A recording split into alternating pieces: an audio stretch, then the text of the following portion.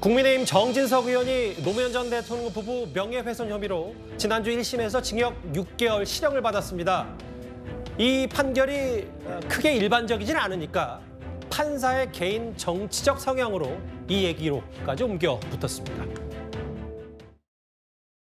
박 판사는 문재인 전 대통령, 유시민 전 노무현 재단 이사장 등 야권 인사들을 팔로우하고 박 판사를 역으로 이재명 민주당 대표가 팔로우하고 있다고 합니다. 박 판사가 고등학교 3학년 때 쓴 것으로 보이는 글에는 노무현 대통령을 탄핵한 한나라당을 향해 노무현 대통령의 탄핵을 주장하고 싶으면 불법 자금으로 국회의원을 해먹은 대다수의 의원들이 먼저 의원직을 사퇴하는 것이 옳다 등 한나라당에 대한 적개심과 경멸로 가득 차 있습니다. 노사모라고 해도 과언이 아닙니다.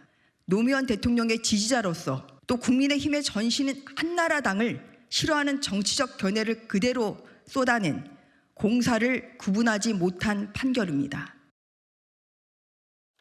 지금 논란의 중심에 서 있는, 논쟁의 중심에 서 있는 이 인물, 바로 38살 서울중앙지법 당모 형사 5호 단독 판사입니다. 문재인 전 대통령과 유시민 전 이사장 등 SNS 계정을 팔로우했고 이재명 대표도 이 박모 판사 SNS 계정을 팔로우한 모양이에요, SNS에서. 과거 SNS 글에 나는 민주노동당 당원이다. 근데 현재 당원 자격이 유지되어 있는 여부는 확인이 안 됐고요. 제가 쭉 읽는 이유는 다시 한번 갈무리를 좀 해보고 싶어서입니다. 물론 고등학생 신분이었던 때긴 하지만 한나라당 노무현 전 대통령 탄핵 주장하고 싶으면 불법 자금을 썼다. 먼저 사퇴하는 게 옳다. 혹은 최근 그래봤자 한 10년 전이긴 합니다만 새누리당 비판적 기사에 좋아요를 눌렀다. 이현정 의원님. 네. 재판부의 판단은 존중이 돼야 되는데 이게 이런 정도의 그 개인적 정치 성향이 결국 국민의힘이 봤을 때 공격 대상이 되냐 아니냐, 국민들이 봤을 때 어떻게 판단해야 되느냐, 어떤 생각을 갖고 계세요? 우리나라에는 3,000명 정도 되는 판사가 있습니다. 근데 우리가 이제 판결은 일반적으로 다 존중해야 된다는 이야기를 합니다. 저는 맞다고 봅니다. 그러나 그 전제는 판결이라는 게 우리 사회적 일반적인 어떤 평균적인 생각과 공정성, 합리성 등등을 갖춰야 된다는 그런 전제하에서겠죠. 근데 지금 최근에 내린 박 판사의 판결문을 보면 참 이해할 수 없는 지점이 너무나 많습니다. 일단 우선 이 명예훼손 사건 같은 경우에 검찰에서 약식 기소를 했어요. 근데 정식 접판에 회부를 했고 벌금형을 구형을 했는데 지금 징역 6개월의 실형을 내렸습니다. 물론 법정 구속하진 않았습니다만은 그 자체가 상당히 좀 과도하다는 것이고요. 또 판결문에 보면 노무현 전 대통령은 공인이 아니다는 이야기를 했습니다. 근데 공인이 아닌 분이 왜 그 국가의 어떤 정한 법률에 따라서 그 지금 부인인 권양순 여사가 여러 가지 지원을 받고 있지 않습니까? 과연 노무현 전 대통령이 공인이 아니라는 말에 동의를 하시나요? 저는 동의할 수 없습니다. 자, 그런 거라든지. 그런데 문제는 물론 이 판사의 어떤 과거와 현재는 다를 수 있습니다. 그러나 과거에 본인이 고등학교 시절, 대학교 시절에 본인의 블로그에 썼던 글을 제가 보면 참 기가 막힌 생각들이 그 글들이 많아요. 특히 어떤 특정한 정적인 편향성뿐만 아니라 최근에 블로그에 썼던 한 글을 보면 본인이 판사가 된 이유 자체가 보면 굉장히 정치적인 의도가 있는 것처럼 쓰여진 글도 있습니다. 제가 차마 못 옮기겠습니다. 자, 그런 것들과 비춰보면 굉장히 정치적인 편향성을 갖고 있는 거 아닌가, 그런 의문을 가질 수밖에 없거든요. 그런 편향성 속에서 이번 판결을 만약에 했다라고 그러면 과연 국민들이 공정한가? 그럼 앞으로 이 박 판사에게 판결을 받은 많은 분들이 나는 이 재판부 못 믿겠어요 라고 할 수 있는 그런 사태도 생기지 않을까라는 부분에서 저는 우려가 있습니다. 그 박모 판사, 이현정 의원님, 박모 판사 그 블로그는 지금도 쉽게 들여다볼 수 있는 거죠? 아니요, 지금 제가 들어가 보니까 삭제가 됐더라고요. 그 언제까지 좀 그때 글을 읽으신 거예요? 그러니까 그러면? 이제 이게 최근에 기사화가 됐어요. 기사화가 됐고 그리고 그 기사화 될 때까지 있었는데 제가 그래서 그걸 다시 찾아보려고 그러니까 지금은 현재 찾아볼 수 없다라고 좀 돼 있습니다. 근데 비슷한 흐름인지 모르겠는데 제가 이현정 의원께 다시 재차 질문을 드린 이유는 구자영 처장님. 일부 보도에 따르면 이 박 판사가 이번에 정진석 의원 판결, 1심 판결을 앞두고 개인 정보를 검색할 수 있는 부분을 삭제해달라고 요청을 했다. 이 부분에 대해서는 저희가 어떻게 판단을 할까요? 그러니까 TV조선이 이제 그렇게 보도를 했는데 만약 저것이 사실이라면 박 판사가 자신의 어떤 인적 사항을 삭제해달라고 법조인 대관에 요청을 한 것이 사실이라면 이 재판이 몰고 올 파장에 대해서 본인도 어느 정도 인지하고 있었던 거 아닌가. 자신의 어떤 과거 행적이라든지 자신의 어떤 인적 사항들이 드러나게 되고 그것 때문에 오히려 공격의 빌미가 될 것을 예. 우려하지 않았나 이렇게 추정해 볼 수 있는 것이고요. 그런데 이제 한국 법조인 대관이라고 하는 곳이 모든 법조인을 총괄하고는 있지만 뭐 한 명도 예외 없이 다 등재되어 있는 것은 아니라고 합니다. 예. 그렇기 때문에 박 판사가 개인적으로 빼달라고 요청한 것이 사실인지 예. 아니면 누락된 것인지 이건 아직까지는 사실관계가 확인이 안 됐다 이렇게 말씀드릴 수 있습니다. 다만 아까 이현정 의원, 이 의원께서 말씀하셨던 부분 본인이 예전에 과거에 썼던 블로그는 이미 닫혀 있는 건 팩트인 거고요. 네, 일단 제가 찾아볼 수는 없어요. 예. 네. 결국은 지난주에 썼던 1심 판결 이후에 여러 얘기가 나오는데 야당에서는 박성민 비서관님 네. 판사 마녀 사냥이다 이렇게 보고 있는 겁니까?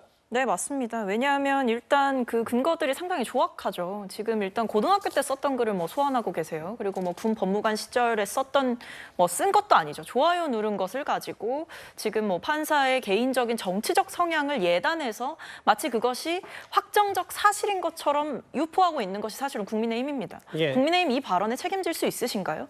판사의 개인적 정치적 성향을 본인들이 봤을 때 판결이 마음에 안 든다라는 이유로 낙인 찍어서 사법부의 불신을 초래하고 말로는 법원의 판결을 존중해야 한다고 하지만 사실상 판사에 대한 불신만 키우고 있는 지금의 행태가 과연 삼권분립의 정신에 맞느냐 또는 과연 이것이 법치주의 국가에서 할 수 있는 일이냐. 예. 저는 이렇게 비판하지 않을 수가 없고 그리고 저는 사실 그렇게 생각합니다. 정진석 비대위원장을 감싸려는 지금 국민의힘이 너무나 무리수를 두고 있다라고 생각을 합니다.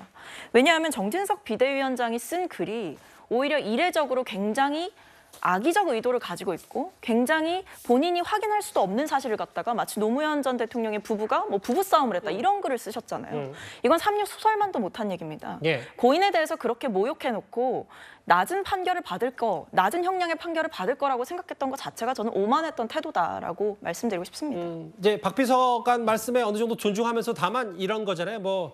언론이나 혹은 국민의힘이 정진석 의원의 말이 다 잘했다 옹호하는 건 아니고 다만 이 판결 자체가 통상 줄 수 있는 벌금과 집행유예 성격을 넘어서 그 수준이 있는 것 때문에 좀 과한 거 아니냐 이 부분 때문에 정책 성향으로 논란 옮겨붙은 거니까 그 부분을 좀 얘기 드리고 싶어서. 근데 저는 그렇다고 하더라도 예. 왜 그 수준을 왜 국민의힘이 판단하냐는 거죠. 국민의힘이 판사입니까? 아니잖아요. 그러니까 이게 제가 말씀을 드렸지만 이 판사의 판결이 굉장히 이례적이기 때문에 예. 그 부분이나 이제 지적을 하는 거거든요. 왜냐하면 정진석 의원도 이 글이 무리가 있다 해서 삭제를 했습니다. 예. 그리고 사과도 했어요.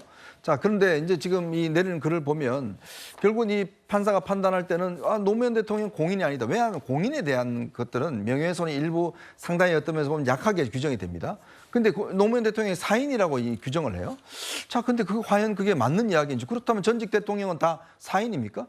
예전에 아시겠지만 이승만 전 대통령 백년 전쟁이라든지 일관적인 판례가 있잖아요.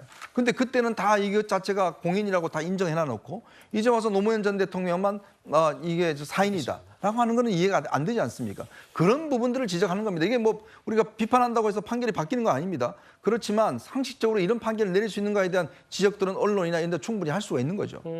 예, 두 분 말씀은 어떤 건지 잘 알겠고요. 일단 또 다른 판결 사례를 저희가 짚어봐야 될 것 같아요. 아까 이현정 의원께서 이승만 전 대통령 관련 판결 얘기를 잠깐 해주셨다면 유시민 전 이사장이 한동훈 장관 명예훼손 혐의로 1심에서 벌금 500만 원, 물론 1심입니다만 차명진 전 의원 세월호 유가족 명예훼손 집행유예.